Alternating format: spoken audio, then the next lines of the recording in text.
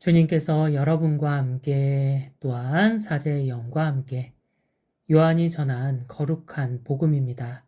주님 영광 받으소서. 그때에 베드로가 돌아서서 보니 예수님께서 사랑하시는 제자가 따라오고 있었다.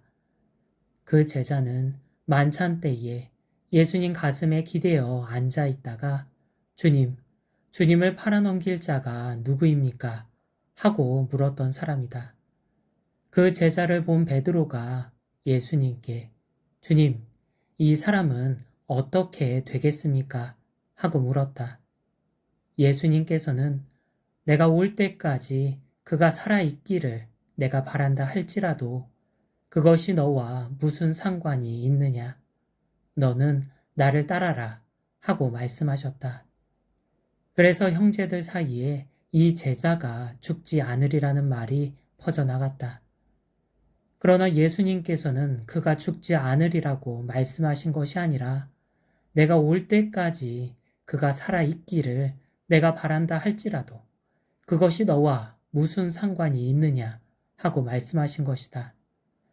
이 제자가 이 일들을 증언하고 또 기록한 사람이다.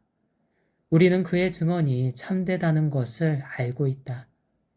예수님께서 하실 일은 이 밖에도 많이 있다. 그래서 그것들을 낱낱이 기록하면 온 세상이라도 그렇게 기록된 책들을 다 담아내지 못하리라고 나는 생각한다. 주님의 말씀입니다. 그리스도님 찬미합니다. 찬미예수님, 어제 복음에서 예수님께서 베드로에게 말씀하십니다. 네가 젊었을 때에는 스스로 허리띠를 메고 원하는 곳으로 다녔다. 그러나 늙어서는 네가 두 팔을 벌리면 다른 이들이 너에게 허리띠를 메어주고서 네가 원하지 않는 곳으로 데려갈 것이다. 그가 요한의 아들 시몬이었을 때는 자신이 원하는 대로 자유롭게 갈 수 있었습니다.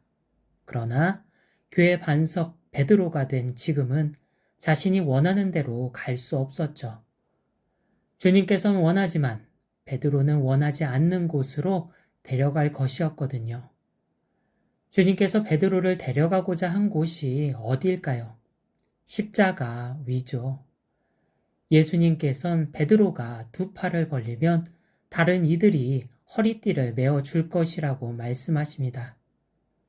예수님의 말씀대로 베드로는 십자가 위에 매달리기 위해 두 팔을 벌렸고 사람들은 그를 띠로 결박해 그가 원하지 않는 십자가 위에 매달았죠. 예수님께서는 베드로의 순환과 죽음을 예고하신 뒤 말씀하십니다. 나를 따라라. 베드로는 이 말씀을 통해 자신이 십자가 위에서 죽으리라는 것을 알게 되었습니다. 왜냐하면 예수님께서는 그가 원하지 않는 곳으로 데려갈 것이라고 하셨으니까요. 베드로가 원하지 않는 곳 어디였을까요? 십자가 위 죽음이었죠. 그곳을 원하지 않았기에 붙잡힌 예수님을 버리고 도망쳤고 예수님을 3번이나 모른다고 부인했거든요. 예수님께서는 이전에 도망쳤던 그곳을 이제는 따라오라고 말씀하십니다. 그 말씀을 들은 베드로는 문득 궁금해졌습니다. 자신은 십자가 위에서 죽을 터인데 다른 제자들은 어떻게 될 것인가? 그래서 때마침 들어온 요한은 어떻게 되겠냐고 예수님께 묻죠. 그러자 예수님께서 베드로에게 말씀하셨습니다. 내가 올 때까지 그가 살아있기를 내가 바란다 할지라도 그것이 너와 무슨 상관이 있느냐? 너는 나를 따라라. 예수님께서는 당신이 다시 올 때까지 요한이 살아있기를 바란다고 간접적으로 말씀하십니다. 예수님의 말씀대로 요한은 12제자 중 유일하게 피해 순교를 하지 않았죠.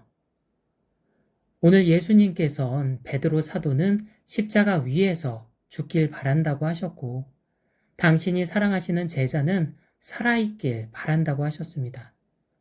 두 사람 모두 같은 제자인데 하나는 죽길 바라고 하나는 살아있길 바란다고 하신 거죠. 이 말을 들은 베드로 사도의 마음이 어땠을까요? 예수님께서 살기 바란 요한을 부러워했을까요? 아시다시피 우리의 삶은 내가 원하는 대로 흘러가지 않습니다. 때론 원하지 않는 대로 흘러가기도 하죠. 주님께서는 베드로 사도를 그가 원하지 않는 순환과 죽음으로 데려가셨던 것처럼 나 또한 내가 원하지 않는 순환과 죽음으로 데려가기도 하십니다.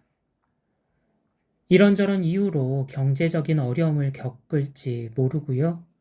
예기치 않은 사고로 육체적인 장애를 얻을지 모르며 뜻하지 않은 악성 질병으로 육체적인 고통을 겪을지도 모릅니다. 심지어 순환에 그치지 않고 죽음에 이를지도 모르죠. 그때 우리는 부러워합니다. 누구를? 경제적으로 풍요로운 사람들을 부러워하고요. 아무런 사고도 없이 건강한 육체를 가진 사람들을 부러워하며 별다른 질병 없이 건강하게 살아가는 사람들을 부러워하죠.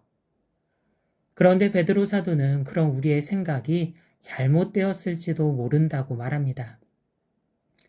십자가 위에서 죽을 베드로는 죽지 않을 요한을 부러워했을까요? 아니요, 부러워하지 않았을 겁니다. 오히려 안타까워했겠죠. 분명 예수님께선 베드로를 순환과 죽음의 길로 데려가실 것이었습니다. 그런데 순환과 죽음이 종착지는 아니었죠. 순환과 죽음은 과정에 불과했거든요. 예수님께선 베드로를 순환과 죽음, 그리고 부활을 거쳐 종착지인 하느님 나라로 데려가시죠. 그러니 베드로가 요한을 부러워할 것이 아니라 요한이 베드로를 부러워했겠죠. 베드로는 예수님을 따라 하느님 나라에 도착해 영원한 생명과 기쁨을 누릴 수 있었고, 이와 반대로 요한은 예수님을 따라갈 수 없어 이 세상에서 영원한 생명과 기쁨을 기다려야만 했거든요. 그래서 사도행전도 전합니다. 그들이 예수님의 이름으로 말미암아 매질을 당하자 기뻐했다고. 때때로 주님께서 나를 순환과 죽음으로 데려가십니다. 그때 우리는 이해할 수 없죠. 사랑이며 구원자이신 주님께서 왜 나를 순환과 죽음으로 데려가시는지. 그런데 사랑이시고 구원자이시기 때문입니다. 내가 겪는 순환과 죽음이 종착지가 아니거든요. 예수님께선 순환과 죽음이라는 과정을 통해 하느님 나라라는 종착지로 나를 데려가십니다. 우리는 이제 순환과 죽음이라는 과정을 통해 하느님 나라라는 종착지로 넘어감을 압니다. 그러나 지금 당장 겪을 순환과 죽음이 너무 고통스럽고 두렵죠. 그래서 기도가 필요합니다. 기도로 내가 가게 될 하느님 나라를 미리 맛볼 수 있거든요. 그때 우리는 예수님을 따라갈 수 있습니다. 미리 맛보는 생명과 기쁨이 내가 지금 겪는 죽음과 고통을 없애고도 남을 정도로 크거든요.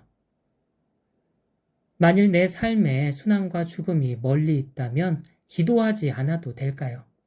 그래도 기도가 필요합니다. 지금은 예수님을 따라갈 수 없어도 나중에는 반드시 따라오라고 부르시거든요. 왜냐하면 인간은 누구나 죽으니까요. 그러니 기도하며 하느님 나라를 미리 맛보며 기다리고 또 준비해야 합니다. 그래야 주님께서 순환과 죽음으로 따라오라고 부르실 때 내가 그 길을 따라갈 수 있거든요. 순환과 죽음에서 멀리 있는 누군가가 부럽다면 기억하면 좋겠습니다. 주님께서는 순환과 죽음이라는 과정을 통해 하느님 나라라는 종착지로 데려가신다는 사실을, 그 부르심은 지금이냐 나중이냐의 차이밖에 없습니다. 왜냐하면 인간은 누구나 죽으니까요. 예수님께서는 나를 하느님 나라로 데려가기 위해 부르며 말씀하십니다. 나를 따라오너라. 아멘.